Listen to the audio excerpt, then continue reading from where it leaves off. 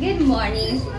So guys, may ganap dito sa amin ngayon. Kasi, srimat ng aming kapitbahay. Srimat or baby shower ng aming kapitbahay. Mag-video daw ako, sabi nila.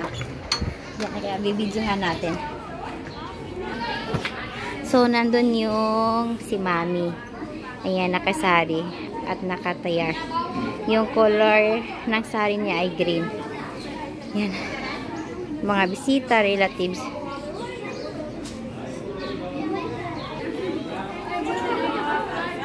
Halos lahat nakasuot ng sari.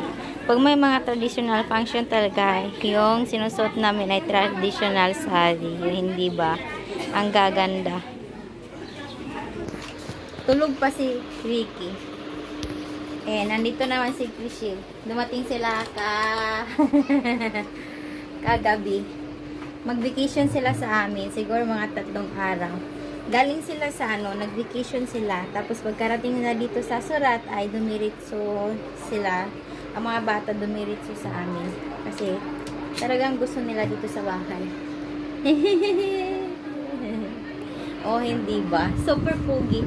Pogi, guwapo, and handsome. Oh. Ay, what cards? Sorry. Talagang tatango sa mga ilong nila mga kaati.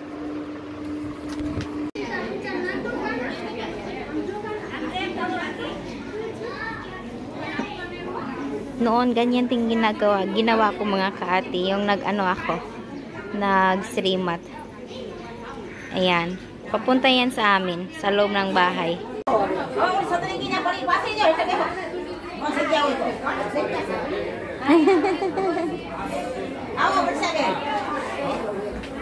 Ang gaganda nila mga kaati, super ganda, like their sari.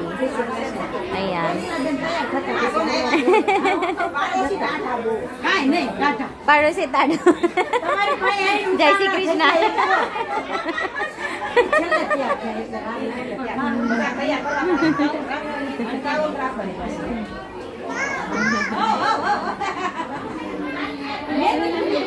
Yung naka-orange ay si Lamasi. Yung daughter-in-law niya is srimat niya ngayon. Kaya dito sila sa bahay, yung mga bisita sa bahay. Kaya dito lang wala ko sa labas. Kaya ako papasok doon. Ang gaganda nila doon sa ng mga sari nila. Super cool, super beautiful yung mga sari, hindi ba? Ito yung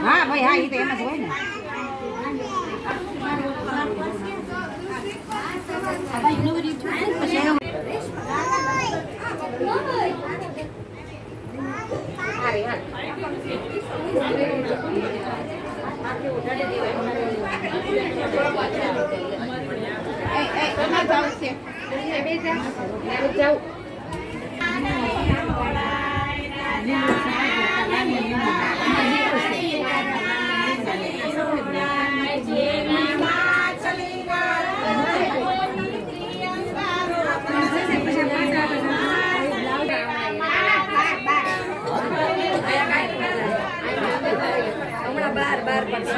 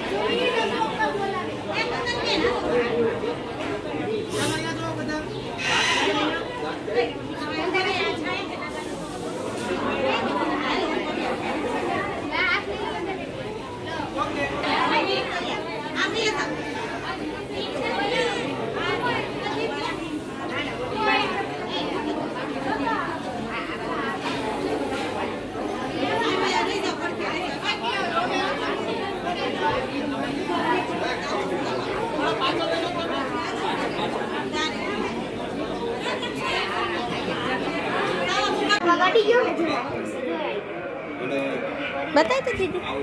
Oh, mas lagi. Guys, we have visitors. Say hi. Hello Didi. Hi.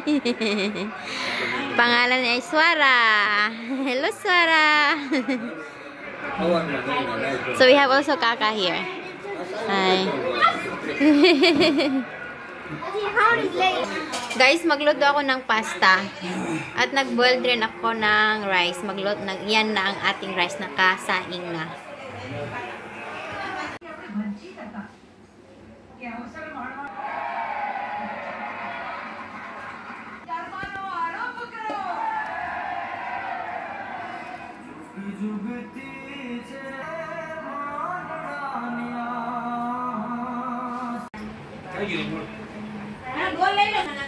So guys, gabi na dito sa amin. So ayan. Si Chris yung nag-ano ngayon pag dito sa bahay, kasi nga vacation sila dito sa aming bahay. Tinuturuan ko talaga yung mga pamangkin ni Ricky, pamangkin ko sa mga gawaing bahay. Kasi guys, hindi lahat nandito kasi hindi lahat ng mga magulang, yung mga lalaki ay tinuturuan nila ng mga gawaing bahay. Hindi. Kasi para sa kanila kasi yung mga lalaki tinitrain nila na maging haligi ng tahanan.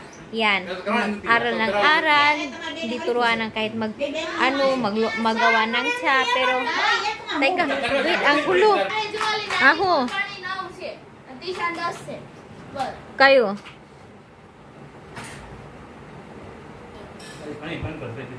Sarka po to Marze.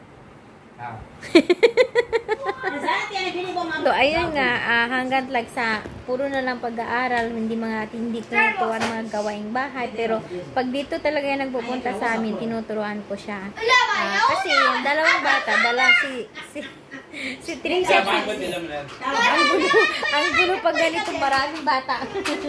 Ako, Rihay.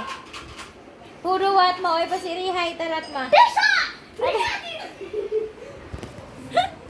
Ayan. Ganyan talaga. So, kasi dalawang bata, si Bidit, si Trisha, sila naghugas ng ng mga pinagkainan namin. So, yung trabaho ni Chris, siya yung nag-map sa floor. So, madali lang naman.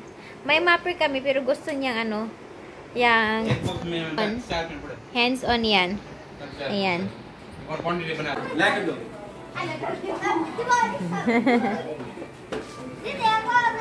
New Year sa amin. Happy New Year! Happy New Year! Dimi. Landag jewa?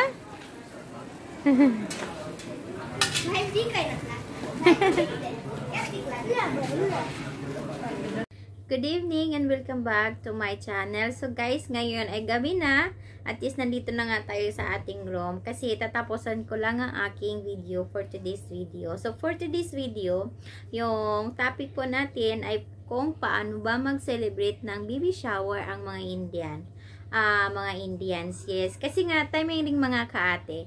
Kasi yung friend ko kasi, yung kapitbahay namin, excuse me, ay baby shower niya today. So, sabi niya, pwede na akong magawa ng video about sa baby shower, sa kaniyang baby shower, yung ganon. Kaya, timing din, kaya iyon. So, yung topic natin ay about baby shower, kung paano nga mag-celebrate ng baby shower ang mga Indian dito sa India. So, mga kaate, iba kasi yung, depende kasi sa tradition. Kasi yung caste namin, El Patil caste kami. So, iba yung tradition. Magkaano lang, may magkapareha, pero magkaiba din. Then, sa kanila kasi is Darji yung caste nila. So, yung tradition nila kasi ay iba sa amin. May magkapareho lang kasi, first ay, kasi siya, yung kaibigan ko, 7 months po siyang hindi nag-shampoo ng kanyang buhok sa paniniwala po nila sa kanilang Panginoon. Then, hindi po siya, bawal po siyang bumisita sa kanyang parents' house. Kaya dito lang talaga siya sa kanyang sa asawa niya ba, sa balay, sa bahay ng kanyang asawa, mga kaati. Pasensya na yun, no, kay I'm not really Tagalog because I'm Bisaya, mga kaati. So, kayo nang bahala dyan umintindi, no. So, then, ayan nga, kanina, sa video ko kasi makikita, hi. Tapos, no? What? Yes, in my video kasi makikita nyo yung nag-igib siya sa kapitbahay and dito rin siya naligo sa amin. And by the way mga kati, in 7 months wala po siyang shampoo, hindi siya nag-shampoo. Pero makikita nyo kasi nakita ko talaga wala siyang dandruff mga kati. Marumi ang kaniyang ulo, pero wala siyang dandruff. Kasi daw sa ano nila dun sa Mataji, sa Panginoon nila, sa paniniwala nila, kaya wala siyang mga dandruff, kundi madumi lang ang kanyang ulo. Then dito nga siya naligo. Bawal siyang maligo sa kanilang bahay, kundi dito siya naligo sa amin. First, may kinarga siya, nag-igib siya sa kapitbahay, dinala niya, 4 times siya nag-igib sa kapitbahay, at dinala niya doon sa aming bathroom. Kasi yung tubig na inigib niya ay gagamitin na yun pampaligo. Doon niya gagamitin ang tubig para maligo siya sa kaniyang buhok. And dun, makikita niyo sa aming video, kasi din, after maligo, may kunting paganda, may makeup, tapos another din mga kate. Tapos maligo na, magbihis. May kakagahin siyang bata. Here in India. Right, honey? Yeah, may kakargahin kang bata. It's depend, honey, boy or girl. After you take what? Because in my 3 month also, at that time, I carried cones. Need to carry, baby. It's girl or a boy? Any. Or any, yeah. It's depend on the danger. Mostly boy. Mostly boy, and if not, then girl. It's depend on the gender daw, sabi ng asawa ko. Because that time, sa process namin, traditional process, nag-igib rin ako ng tubig sa kapitbahay, dinala ko dito. Mga 2 times lang yun. Then after that, may kinarga rin akong bata. Tapos basta maraming mga process mga kaati. Walang hindi kagaya sa atin, walang palaro-laro. Depende naman kasi nga dito, ibang culture. Sinusunod yung tradition namin. Basta ganun sila marami silang mga tradition na you have to follow that tradition talaga. At the same what I did in my Srimat noon. It's been 10 years, right, honey? Yep. Yep. And invited din kami lahat. Dito ginawa ang traditional process, pero yung pagkain doon na sa hotel. So, invited kami lahat ng family, pero hindi ako sumama kasi nga may 2 pamangkin dito. Pamangkin ni Vicky bumisita sa amin. Kaya si Vicky, si Trisha ang umatin ng kainan. Ayan. Doon mga kati, basta tingnan, check out the videos mga kati. Talagang marami kayong matutunan about Indian culture, kung sa tradition nila mga kati, kung paano sila mag-baby shower dito, anong process. Kasi nga iba sa atin mga kati, no? And iba rin mga kati, hindi pwedeng i-reveal ang gender dito. Hindi ka pwedeng yan tinatawag yan, parang sonography to detect the danger. Bawal yan dito mga kaate. And yes, basta marami kaming mga ganap. Yes, honey and me, we went for a date. Kami lang dalawa. Sobrang nagselos si Trisha. Tumawa. Ayan. Nagselos nga si Trisha kasi hindi namin dinala. Kasi as my husband said, we have to give time for each other daw. So, gusto niya kaming may time daw kasi not all the time na. Kasi all the time, like most of the time kasi yung pag may pumupunta kami, dala namin si Krista. So, give daw namin ng time yung sarili namin na wala daw chaperon. Yes, honey! And, ito talaga mga kati. Iwan ko ba? I don't know why, honey. Why our first anniversary? We always forgot our first anniversary. Last year, we remember it. So, this month, this year, nakalimutan namin ang aming 10th anniversary, char. Kaya nag-date kami kanina. It's not really as date. Yung simple lang. May binili kaming gamit sa bahay. Kaya, yun. Nagpunta kami sa mall. And yan po, check out my new videos mga kaate. And please, support my channel. Don't forget to subscribe, like, and share. And comment na rin po kayo mga kaate. Good night!